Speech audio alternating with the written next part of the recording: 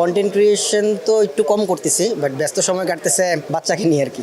মোটো blogger তো অনেক আছে, অনেকের ব্লগই দেখি, সবার ব্লগই সুন্দর হয়। যে কোনো কিছু অ্যাক্সিডেন্ট হইলেও বাইকে যদি পিছন দিয়ে মেরে দেয় তাইলে কিন্তু বাইকেরই দোষ হয়। কেমন লাগছে আজকে এখানে এসে? আসলে ভালো লাগতেছে। বাইক যখনই কোনো নতুন বাইক আসে তখনই বাংলাদেশের সব বাইকের অনেক বেশি ভালো লাগে। তো পার্সোনালি আমার অনেক বেশি ভালো লাগতেছে। বর্তমানে আপনার কি নিয়ে ব্যস্ততা যাচ্ছে, মানে কন্টেন্ট ক্রিয়েশনের পাশাপাশি? কন্টেন্ট ক্রিয়েশন তো একটু কম করতেছি, বাট ব্যস্ত সময় কাটতেছে বাচ্চাকে নিয়ে আর কি। কেমন আছে, মানে এই অনুভূতিটা কেমন বাবা হওয়ার? আলহামদুলিল্লাহ অনেক ভালো অ্যান্ড ভালো আছে অ্যান্ড সবার কাছে দোয়া চাই যাতে ভালো থাকে সব সময়। বাচ্চার মা কেমন আছে? আলহামদুলিল্লাহ ভালো আছে, ভালো আছে।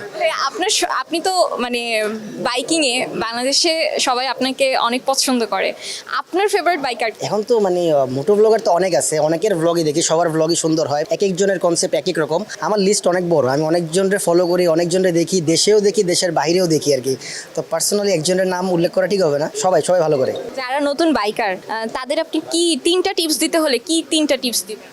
সার্টিফাইড হেলমেট যখন সে বাইক রাইড করবে, জুতা, সেফটি গিয়ার অ্যান্ড গ্লাভস যাতে ইউজ করে। অ্যান্ড স্পিডিং, আমাদের দেশে যেহেতু হায়ার সিসি আসতেছে আস্তে আস্তে, তো স্পিডিং যাতে না করে। কারণ আসলে যে হায়ার সিসি বললেও যে ব্যাপারটা স্পিড অনেক ওঠে ব্যাপারটা কিন্তু তেমন না।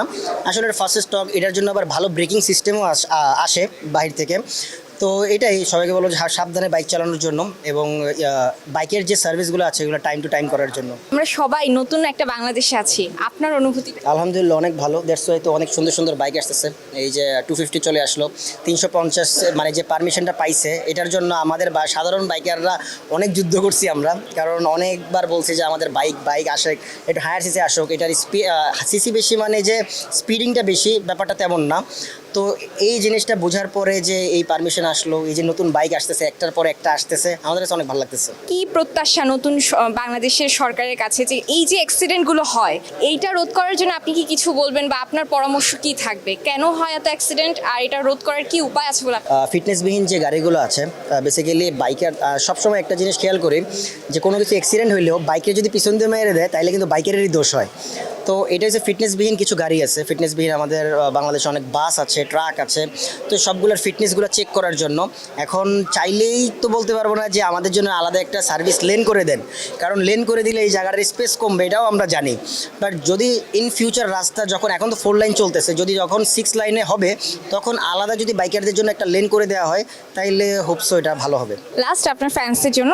সবাইকে অনেক অনেক শুভকামনা, সবাই ভালো থাকবেন, সুস্থ থাকবেন অ্যান্ড সবার জন্য দোয়া করবেন। এবং যারা বাইক কিনতেছেন বা বাইক চালাচ্ছেন সেফলি রাইড করবেন, হেলমেট ইউজ করবেন, সার্টিফাইড হেলমেট ইউজ করবেন, কারণ আপনার পরিবার আপনার জন্য বাসায় অপেক্ষা করছে। এটাই তো, that's it. Thank you. Thank you.